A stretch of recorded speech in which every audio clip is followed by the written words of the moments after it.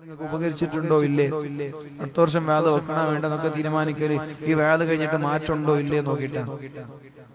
അല്ലാതെ വേദം എന്ന് പറഞ്ഞാൽ ഞങ്ങൾ എന്താ വിചാരിച്ച് കുറെ ഡെക്കറേഷൻ വെക്കലുന്ന വേദം എന്ന് പറഞ്ഞാൽ മാറ്റങ്ങൾ ഉണ്ടാവാനാണ്. പറയുന്ന ആൾക്കും വേണം, കേൾക്കുന്ന ആൾക്കും വേണം. അള്ളാഹു രണ്ടാളെ നന്നാക്കി തരട്ടെ.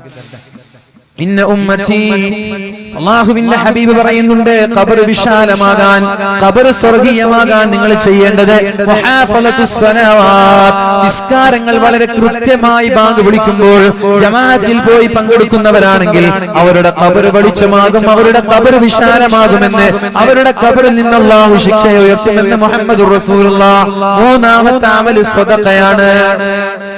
മൂന്നാമത്തെ അമൽ സ്വദഖയാണ്. സ്വദഖ ചെയ്യുന്ന ആളുകളുടെ ഖബറിടം വിശാലമാകുമെന്നാണ്, സ്വദഖ ചെയ്യുന്നവരുടെ ഖബറിടം വെളിച്ചമാകുമെന്നാണ്, സ്വദഖ ചെയ്യുന്നവരുടെ ഖബറിടത്തിൽ അല്ലാഹു ശിക്ഷ നൽകൂല എന്ന് മുഹമ്മദുർ റസൂലുള്ളാഹ്. അതുകൊണ്ട് നിങ്ങളുടെ മനസ്സിൽ എന്തെങ്കിലും ഒരു സ്വദഖ, ഒന്നുകിൽ നിങ്ങളുടെ ഖബറിടം വിശാലമാവാൻ, അല്ലെങ്കിൽ നിങ്ങളുടെ മാതാപിതാക്കളുടെ ഖബറിടം വെളിച്ചമാവാൻ വേണ്ടി, നിങ്ങളിൽ നിന്ന് മരണപ്പെട്ടു പോയ നിങ്ങളുടെ ഉമ്മ, നിങ്ങളിൽ നിന്ന് മരണപ്പെട്ടു പോയ നിങ്ങളുടെ പിതാവ്, അവരൊക്കെ ഒരു പക്ഷേ ഖബറിടത്തിൽ പ്രയാസപ്പെടുന്നവരായിരിക്കാം, ഒരു പക്ഷേ ഖബറിടത്തിൽ ശിക്ഷിക്കപ്പെടുന്നവരാവാൻ സാധ്യതയുണ്ട്. അത്തരം മാതാപിതാക്കൾക്ക് വേണ്ടി ദുആ ചെയ്യേണ്ടത് നമ്മുടെ ബാധ്യതയാണ്. വവലദുൻ സാലിഹൻ യദ്ഉല, ദുആ ചെയ്യുന്ന മക്കളുണ്ടായാൽ ഖബറിൽ കിടക്കുന്ന മാതാപിതാക്കൾക്ക് ഉപകരിക്കുമെന്ന് മുഹമ്മദുർ റസൂലുള്ളാഹ്. അപ്പോൾ ഇവിടെ കൂടിയിരിക്കുന്ന നബി ഒരിക്കൽ കടന്നു വന്ന നബി തങ്ങളോട് ചോദിച്ചു, നബിയേ, എന്റെ ഉമ്മ മരണപ്പെട്ടു പോയിരിക്കുകയാണ്, ഉമ്മ മരണപ്പെടുന്ന സമയത്ത് ഞാൻ വീട്ടിലില്ല, ഉമ്മയ്ക്ക് വേണ്ടി ഞാൻ സ്വദഖ ചെയ്താൽ ഉമ്മയുടെ ഖബറിടത്തിലേക്ക് എത്തുമോ നബിയെ എന്ന് ചോദിച്ചപ്പോൾ അല്ലാഹുവിന്റെ ഹബീബ് പറഞ്ഞു, അതെ, നീ സ്വദഖ കൊടുത്തോളൂ, ഉമ്മയ്ക്ക് അത് ഉപകരിക്കുമെന്ന് പരിശുദ്ധ റസൂലുള്ളാഹ്. ആ സമയത്ത് സ്വഹാബി സ്വദഖ ചെയ്തു. എന്ത്? അദ്ദേഹത്തിന്റെ വലിയൊരു തോട്ടമാണ് ഉമ്മയുടെ പേരിൽ സ്വദഖ ചെയ്തത്. അതേപോലെ അല്ലാഹുവേ, ഞങ്ങളുടെ മാതാപിതാക്കളിൽ ആരെങ്കിലും ഒരാൾ ഖബറിടത്തിൽ കിടന്ന് പ്രയാസപ്പെടുന്നുവെങ്കിൽ അവർക്ക് നിസ്കരിക്കാൻ കഴിയാത്ത രോഗമാണ് റബ്ബേ അത്, ഖുർആൻ ഓതാൻ കഴിയാത്ത രോഗമാണ് റബ്ബേ അത്. ഈ മക്കളുടെ പ്രാർത്ഥന, ഈ മക്കളുടെ സ്വദഖകൾ അവരുടെ ഖബറിടത്തിലേക്ക് നീ എത്തിച്ചു കൊടുക്കണേ അല്ലാഹുവേ. അവരുടെ ഖബറിടം ശിക്ഷയുള്ള ഖബറിടമാണെങ്കിൽ ഇന്നത്തെ രാത്രി തന്നെ നീ വെളിച്ചമാക്കണേ അല്ലാഹുവേ. ഇന്നത്തെ രാത്രി തന്നെ നീ വെളിച്ചമാക്കണേ അല്ലാഹ്. ഇന്നത്തെ രാത്രി തന്നെ നീ സ്വർഗീയമാക്കണേ അല്ലാഹ്. ഇന്നത്തെ രാത്രി തന്നെ സ്വർഗീയ കവാടങ്ങൾ തുറന്നു കൊടുക്കണേ റബ്ബേ. ഇനി സ്വർഗീയ സുഖങ്ങൾ ആസ്വദിക്കുന്നവരാണെങ്കിൽ അല്ലാഹുവേ, അവരുടെ ദറജയെ നീ ഉയർത്തണേ അല്ലാഹ്. ഉന്നതമായ പദവി നൽകണേ അല്ലാഹുവേ. ഞങ്ങളുടെ ജീവിച്ചിരിക്കുന്ന മാതാപിതാക്കൾ, ഞങ്ങൾക്ക് വേണ്ടി ത്യാഗം ചെയ്യുന്ന ഞങ്ങളുടെ ഉമ്മ, ഞങ്ങൾക്ക് വേണ്ടി പ്രയാസപ്പെടുന്ന ഞങ്ങളുടെ പിതാവ്, അവർക്ക് ആഫിയത്ത് നൽകണേ അല്ലാഹ്, ആരോഗ്യം നൽകണേ റബ്ബേ. എത്ര വൈകിയാലും മകൻ വരുമെന്ന് കാത്തിരിക്കുന്ന മാതാപിതാക്കൾ, അല്ലാഹുവേ, അവർക്ക് ജീവിക്കുന്ന കാലത്തോളം ആഫിയത്തോടെയുള്ള ദീർഘായുസ്സ് നീ നൽകണേ റബ്ബേ. രോഗങ്ങൾ നൽകണേ റബ്ബേ. വല്ല അസുഖങ്ങളുണ്ടെങ്കിൽ പൂർണ്ണമായ ശിഫ നൽകണേ റബ്ബേ. ഈമാൻ സലാമത്തായി പുഞ്ചിരിച്ച് മരണപ്പെടാനുള്ള തൗഫീഖ് നൽകണേ അല്ലാഹ്. അതുകൊണ്ട് ഒരു മനുഷ്യനെ സംബന്ധിച്ചിടത്തോളം അവന്റെ നിസ്കാരം അവന്റെ പ്രകാശമാണ്. നിസ്കാരത്തിന്റെ വിഷയം വളരെ ശ്രദ്ധയോടെ വേണം. ഇനി മുതൽ അത് നിസ്സാരമായി കാണരുത്. ഇതുവരെ നിങ്ങൾക്ക് അറിഞ്ഞിട്ടില്ല എന്ന് വെക്കാം. കഴിഞ്ഞതൊക്കെ അല്ലാഹു നമ്മൾക്ക് പുറത്തു തരട്ടെ. ഇനി നമ്മൾക്ക് അറിഞ്ഞുവല്ലോ, 10 വയസ്സിന്റെ മുകളിലുള്ള ആളുകൾ നിർബന്ധമായും ജമാഅത്തിന് പള്ളിയിലേക്ക് പോയിരിക്കണം. അത് തമാശയല്ല. അവിടെ ഒരു എക്സ്ക്യൂസും ഇല്ല, അവിടെ ഒരു ഇളവുമില്ല, ഒരു തിരക്കും അവിടെ പറയാൻ പാടില്ല. നിർബന്ധമാണിത്, കണിശമാണിത്, കർക്കശമാണിത്. അങ്ങനെ പോയാൽ അല്ലാഹു തആല നിങ്ങളുടെ മുഖത്തിനും നിങ്ങളുടെ ഹൃദയത്തിനും നിങ്ങളുടെ ഖബറിടത്തിനും അല്ലാഹു പ്രകാശം നൽകുമെന്ന് മുഹമ്മദുർ റസൂലുള്ളാഹ്. അസ്സലാത്തു നൂർ, നിസ്കാരം പ്രകാശമാണ് എന്നാണ് അല്ലാഹുവിന്റെ ഹബീബ് പഠിപ്പിച്ചത്. യകൂനു അജ്റുഹാ നൂറൻ ലിസാഹിബിഹാ യൗമൽ ഖിയാമ, ഖിയാമത്ത് നാളിൽ കോടാനക്കോടി ആളുകൾ ഒരുമിച്ച് കൂടുന്ന മഹ്ശറാവൻ സഭയിൽ, അതേപോലെ തന്നെ ബർസഖിയായ ഖബറിടത്തിലെ അല്ലാഹു തആല നിസ്കരിക്കുന്ന ആളുകൾക്ക് എന്തെന്നില്ലാത്ത പ്രകാശം നൽകുമെന്നാണ്. പിന്നെ നിസ്കാരത്തിൽ തന്നെ പ്രത്യേകമായ 2 നിസ്കാരങ്ങളുണ്ട്. മൊത്തത്തിൽ നിസ്കാരത്തിൽ തന്നെ പ്രത്യേകമായ 2 നിസ്കാരങ്ങളുണ്ട്. ഏതൊക്കെയാണ് ആ നിസ്കാരങ്ങൾ? പറഞ്ഞോളൂ. ഏതൊക്കെയാണ് നിസ്കാരങ്ങൾ? 2 നിസ്കാരത്തിന് പ്രത്യേകതയുണ്ട്, പ്രത്യേകമായ ഒരു വെളിച്ചമുണ്ട്. ഏതൊക്കെയാണ് ആ നിസ്കാരങ്ങൾ?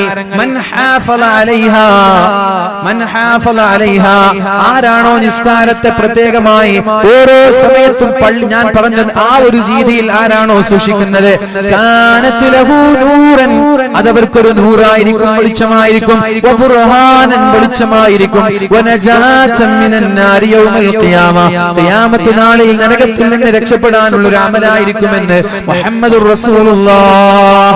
ഇനി ഒരാൾ സുബ്ഹിക്ക് പള്ളിക്ക് പോകുന്നവർ, ഇശാഇന് പള്ളിയിലേക്ക് പോകുന്നവർ, രണ്ട് നിസ്കാരത്തിനും ഒരു പ്രത്യേകതയുണ്ട്. എന്താണ് ആ പ്രത്യേകത? ഇശാഇനും സുബ്ഹിക്കുള്ള പ്രത്യേകത എന്താ? ളുഹറിനും മഗ്രിബിനും അസറിനും ആ പ്രത്യേകത എന്താ? ളുഹറിന് പള്ളിയിലേക്ക് നടന്നു പോകുമ്പോൾ റോഡ് നിറയെ വെളിച്ചമാണ്, അസറിനും വെളിച്ചമാണ്, മഗ്രിബിനും വെളിച്ചമാണ്.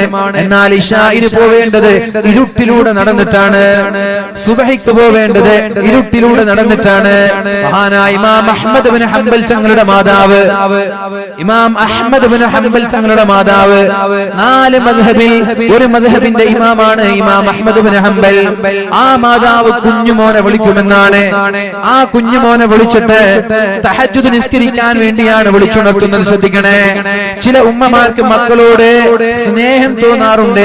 എങ്ങനെയാണ് സുബഹി നിസ്കാരത്തിന് 10 വയസ്സിന്റെ മകനെ എങ്ങനെയാണ് പള്ളിയിലേക്ക് ആക്കുക, ചെറിയ കുഞ്ഞല്ലേ എന്ന് ചില ഉമ്മമാർക്ക് തോന്നാറുണ്ട്. ആ ഒരു സ്നേഹം കപടമാണ്, പാപത്തിന്റെ സ്നേഹമാണത്.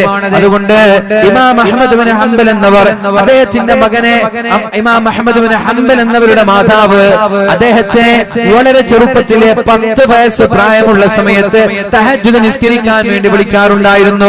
ഉമ്മ വളരെ നേരത്തെ എണീക്കും, എന്നിട്ട് വെള്ളം ചൂടാക്കും, എന്നിട്ട് മകനെ വിളിക്കും.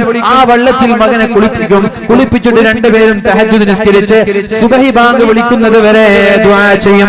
അത് കഴിഞ്ഞാലോ നേരെ ഉമ്മ മകന്റെ കൈയും പിടിച്ചുകൊണ്ട് സുബഹിക്ക് പള്ളിയിലേക്ക് നടന്നു വരുമെന്നാണ്. മകന്റെ നിസ്കാരം കഴിയുന്നത് വരെ ഉമ്മ കാത്തിരിക്കുമെന്നാണ്. എന്നിട്ട് നിസ്കാരം കഴിഞ്ഞാൽ ഉമ്മ തിരിച്ചു കൊണ്ടുപോകുമെന്നാണ്.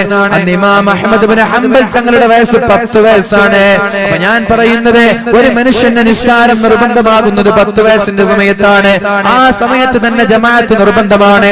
ഉമ്മമാരെ, ഭാര്യമാരോട്, രക്ഷിതാക്കളോട്, ഉപ്പമാരോട് പറയാനുള്ളത്, ആ സമയത്ത് വളരെ ഗൗരവത്തോടെ നിസ്കാരത്തിന്റെ വിഷയത്തിൽ ഒരു എക്സ്ക്യൂസും നമ്മുടെ മക്കൾക്ക് നൽകാൻ പാടില്ല. രാത്രി സമയങ്ങളിൽ നടക്കുന്നവരോട് നിങ്ങൾ സന്തോഷ വാർത്ത അറിയിക്കൂ നബിയേ. ഇലൽ മസാജിദ്, പള്ളിയിലേക്ക് നടക്കുന്നവർ എന്ത് സന്തോഷ വാർത്തയാണ് അറിയിക്കേണ്ടത്? ഖിയാമത്ത് നാളിൽ എന്തെന്നില്ലാത്ത വെളിച്ചം, എന്തെന്നില്ലാത്ത പ്രകാശം ഈ ഇശാ നിസ്കാരത്തിന് പള്ളിയിലേക്ക് നടന്നു പോകുന്നവർക്ക്, സുബഹി നിസ്കാരത്തിന് പള്ളിയിലേക്ക് നടന്നു പോകുന്നവർക്ക് അല്ലാഹു നൽകുമെന്ന് മുഹമ്മദുർ റസൂലുള്ളാഹ്. പള്ളിയിൽ നിന്ന് തിരിച്ചു വന്നതിനും അല്ലാഹു പ്രതിഫലം തരും. ഇശാ നിസ്കാരത്തിന് പള്ളിയിലേക്ക് നടന്നു പോകണം, സുബഹി നിസ്കാരത്തിനും പള്ളിയിലേക്ക് നടന്നു പോകണം. അതെന്തെന്നില്ലാത്ത വെളിച്ചം ലഭിക്കാൻ കാരണമാകുമെന്ന് അല്ലാഹുവിന്റെ ഹബീബായ റസൂലുള്ളാഹി സ്വല്ലല്ലാഹു അലൈഹി വസല്ലമ തങ്ങൾ പഠിപ്പിക്കുന്നുണ്ട്. ഇനി എന്തിനാണ് ഈ നൂറ്, എന്തിനാണ് ഈ വെളിച്ചം, എന്തിനാണ് ഈ പ്രകാശം? ഇതിന് വല്ല പ്രത്യേകതയുമുണ്ടോ? നോക്ക്, അല്ലാഹുവിന്റെ ഹബീബായ മുഹമ്മദുർ റസൂലുള്ളാഹ് നബി തങ്ങൾ നിസ്കരിക്കാൻ നിന്നാൽ ഒരു പ്രാർത്ഥന നടത്താറുണ്ട്. നിസ്കരിക്കാൻ വേണ്ടി കയറിയാൽ ഒരു പ്രാർത്ഥന നടത്താറുണ്ട്. എന്താണ് ആ പ്രാർത്ഥന? അല്ലാഹുമ്മ ലക്കൽ ഹംദ്, അല്ലാഹുമ്മ ലക്കൽ ഹംദു അൻത നൂറുസ് സമാവാതി വൽ അർദ്. അല്ലാഹുവേ, സർവസ്തുതിയും നിനക്കാണ് റബ്ബേ. അൻത നൂറുസ് സമാവാതി വൽ അർദ്, ആകാശങ്ങളുടെ ഭൂമിയുടെ പ്രകാശമാണല്ലോ റബ്ബേ. ആകാശത്തിന്റെയും ഭൂമിയുടെയും വെളിച്ചമായ അല്ലാഹ്, നിനക്കാണ് സർവസ്തുതിയുമെന്ന് അല്ലാഹുവിന്റെ ഹബീബ് നിസ്കരിക്കാൻ വേണ്ടി നിന്നാൽ പറയാറുണ്ടായിരുന്നു എന്നാണ്. അതേപോലെ നബി തങ്ങളുടെ പ്രത്യേകമായ ഒരു ദുആ ഉണ്ട്. അല്ലാഹുമ്മ ജഅൽ ഫീ ഖൽബി നൂറാ വഫീ ബസരി നൂറാ വഫീ സമഈ നൂറാ വഅൻ യമീനി നൂറാ വഅൻ യസാരി നൂറാ വഫൗഖി നൂറാ വതഹ്തി نورا وأمامي نورا وخلفي نورا وعظم لي نورا. നബി തങ്ങളുടെ ദുആയാണ്. അല്ലാഹുവേ, ഉറക്ക ദുആ ചെയ്യലാരും നിങ്ങൾ തണുപ്പൊക്കെ പോട്ടെ. അല്ലാഹുമ്മ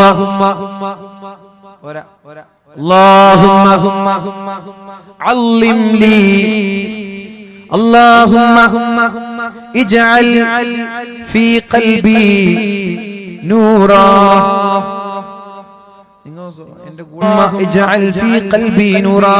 ഖൽബെന്ന് പറഞ്ഞാൽ ഹൃദയമാണ്. അല്ലാഹുവേ, എന്റെ ഹൃദയത്തിൽ നീ വെളിച്ചം നൽകണേ അല്ലാഹ്. നബി തങ്ങൾ അങ്ങനെ ദുആ ചെയ്യണമെങ്കിൽ ഈ നൂറിന് എന്തോ ഒരു പ്രത്യേകതയുണ്ട്. ഹൃദയത്തിന് വെളിച്ചം തരണേ അല്ലാഹ്. പിന്നെ രണ്ടാമത്തേത് വഫീ ബസ്വരി നൂറാ. അല്ലാഹുവേ, എന്റെ കണ്ണിന് നീ വെളിച്ചം നൽകണേ അല്ലാഹ്. കണ്ണിന് നൂറ് വേണമെന്നാണ്, കണ്ണിന് വെളിച്ചം വേണമെന്നാണ്. വഫീ സംഈ നൂറാ. അല്ലാഹുവേ, എന്റെ ചെവിക്ക് നീ വെളിച്ചം നൽകണേ അല്ലാഹ്. എന്റെ ചെവിക്ക് നീ വെളിച്ചം നൽകണേ അല്ലാഹ്. വഅൻ യമീനി നൂറാ. എന്റെ വലതുഭാഗത്ത് നീ വെളിച്ചം നൽകണേ അല്ലാഹ്. വഅൻ യസാരി നൂറാ. എന്റെ ഇടതുഭാഗത്ത് നീ വെളിച്ചം നൽകണേ അല്ലാഹ്. വഫൗഖി നൂറാ. എന്റെ മുകൾ ഭാഗത്ത് നീ വെളിച്ചം നൽകണേ അല്ലാഹ്. വതഹ്തി നൂറാ. അല്ലാഹുവേ, എന്റെ കാൽഭാഗത്ത് നീ വെളിച്ചം നൽകണേ അല്ലാഹ്. വഅമാമി നൂറാ. എന്റെ മുൻഭാഗത്ത് നീ വെളിച്ചം നൽകണേ അല്ലാഹ്. വഖൽഫി നൂറാ. എന്റെ പിൻഭാഗത്തും വെളിച്ചം നൽകണേ അല്ലാഹ്. വഅള്ളിംനി നൂറാ. നൂറ് കൊണ്ട്, വെളിച്ചം കൊണ്ട്, പ്രകാശം കൊണ്ട് എന്നെ നീ പ്രത്യേകമായി ആവരണം ചെയ്യണേ അല്ലാഹ് എന്ന് മഹാനായ മുഹമ്മദുർ റസൂലുള്ളാഹ്